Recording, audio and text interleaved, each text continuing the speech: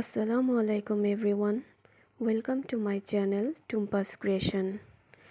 আজ আমি রান্না করব সবজির রানী ফুলকপি দিয়ে ডিমের লাল ঝোল। শীতকালীন এই সবজিটি বেশ জনপ্রিয়। তো চলুন দেখা যাক আমি রেসিপিটি কিভাবে তৈরি করি।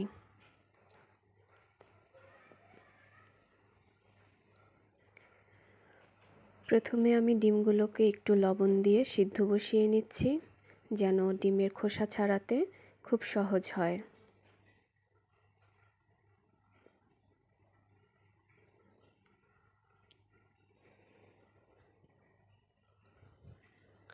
এই তো ডিমগুলো সিদ্ধ হয়ে গেছে।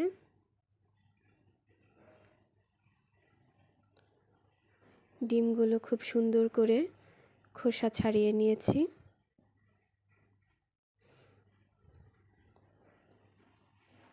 ফুলকপি আর আলুগুলোকে টুকরো করে কেটে নিয়েছি।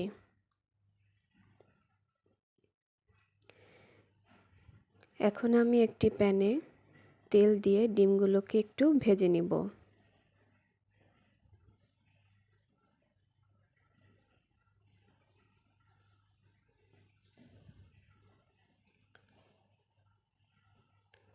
ডিমগুলো বেশি ভাজবো না, হালকা করে একটু ভেজে নিচ্ছি।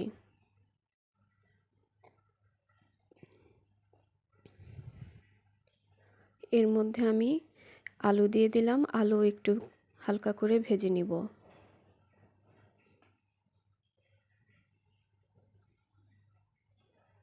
আমার আলু ভাজা প্রায় শেষের দিকে, তো আমি আলুগুলো এবার তুলে নিচ্ছি।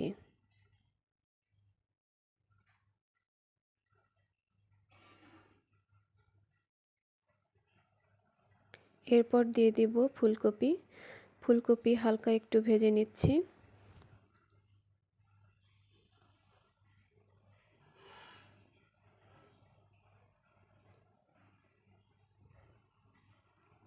ফুলকপিগুলো ভাজা হয়ে গেছে, এখন আমি তুলে নেব।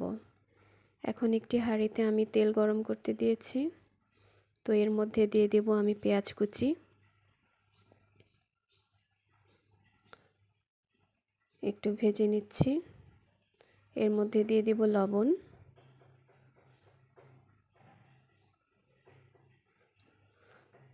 তারপরে দিয়ে দিচ্ছি গরম মশলা।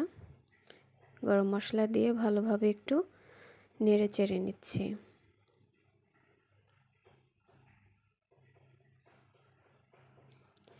এরপর দিয়ে দেব আদা রসুনের পেস্ট। ভালোভাবে আদা রসুনের পেস্টটাকে একটু ভেজে নিব, যেন কাঁচা গন্ধটা না থাকে। তো আদা রসুনটা ভালোভাবে ভাজা হয়ে গেছে, এর মধ্যে একটু পানি দিয়ে মশলাটা ভালোভাবে কষিয়ে নেব। তো এর মধ্যে হলুদ গুঁড়া, মরিচ গুঁড়া দিয়ে ভালোভাবে মশলাটা কষিয়ে নিচ্ছি।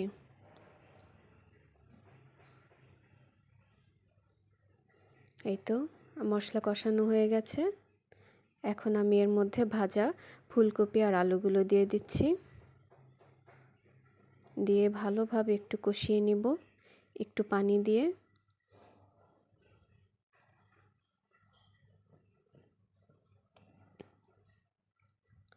এই তো আমার ফুলকপি কষানো হয়ে গেছে। এখন আমি এর মধ্যে পানি দিয়ে দিচ্ছি, যেন আলু আর ফুলকপিগুলো খুব ভালোভাবে সেদ্ধ হয়ে যায়।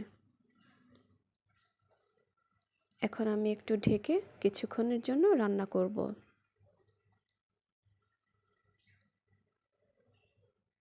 মাঝে মধ্যে ঢাকনা তুলে একটু নেড়ে দিচ্ছি। তো এই তো রেডি হয়ে গেছে আমার প্রায় ফুলকপির ডিমের তরকারি। তো শেষের দিকে এখন আমি একটু জিরার গুঁড়া দিয়ে দিলাম, দিয়ে দেব কাঁচামরিচের ফালি। এখন দিয়ে দেব ডিম। ডিমগুলো দিয়ে ভালোভাবে তরকারিটা একটু নেড়ে চেড়ে দিব, তারপরে ঢাকনা দিয়ে একটু রান্না করব। তো এই তো আমার ডিমের ফুলকপি দিয়ে ডিমের লাল ঝোল রেডি হয়ে গেছে আলহামদুলিল্লাহ।